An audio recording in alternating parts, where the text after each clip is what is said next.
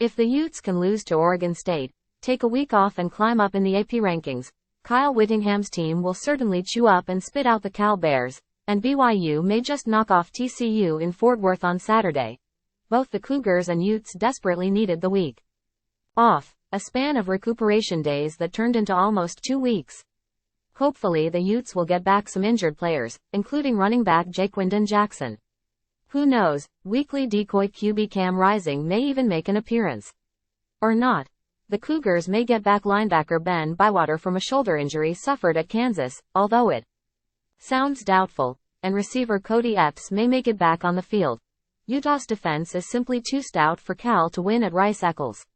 Even with some issues on offense, Utah can score with its defense and cause enough havoc to cut out a victory heading into the toughest part of its schedule.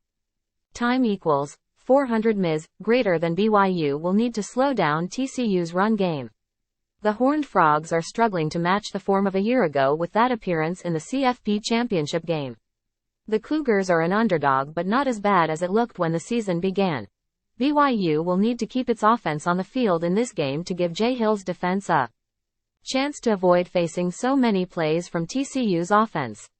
Slovis is 98 of 165 for 1,240 yards and 10 touchdowns. He has been intercepted 3 times but is completing 59% of his passes in 5 games. The Cougars have yet to play their best on both sides of the ball. This past summer, local radio 1280 AM featured a series called 60 and 60 Inches, wherein a panel of anonymous media members ranked the top college football players in the state. While I don't know any media outside of the station who were asked to help with the promotion, it was a talent-based list of featured players. The top 10 in that station's 60 on 60 Inches included 1. Cam Rising, QB, Utah, 2.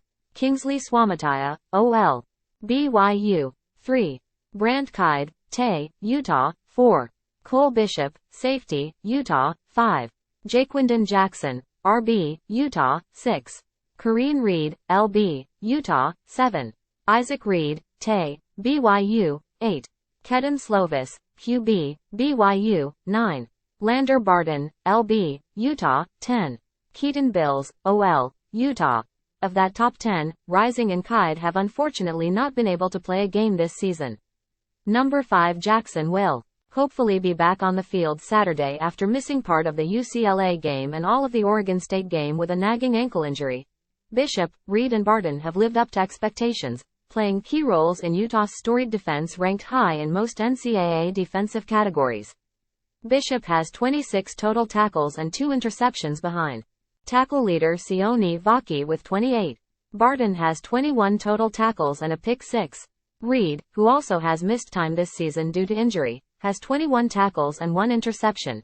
The Utes Jackson has missed playing time but has 239 yards on 39 carries for a 6.1 yard per carry average. Bayou's Rex and Slovis have been a dependable pair in BYU's offense, and teammate Swamataya has lived up to this reputed athletic freakiness in wins over Arkansas and Cincinnati. All have played a big role in the Cougars' 4-1 start. BYU has 3 defenders with more than 30 tackles, including team leader Max Tooley, 38, AJ Vongphachan, 34, and Ben Bywater, 32. Corner Jakob Robinson has 27 tackles with 3 interceptions. Bayou's had 2 stalwart performers step up in true freshman running back LJ Martin, 72 carries for 289 yards, 4 TDs, and receiver Chase Roberts, 24 catches, 358 yards, 3 TDs and a 15-yard average per catch. Time equals 400 ms, greater than it would be a fun exercise for the 60 and 60 Inches list to be updated with performance information that represents not a projected talent list, but a game delivery.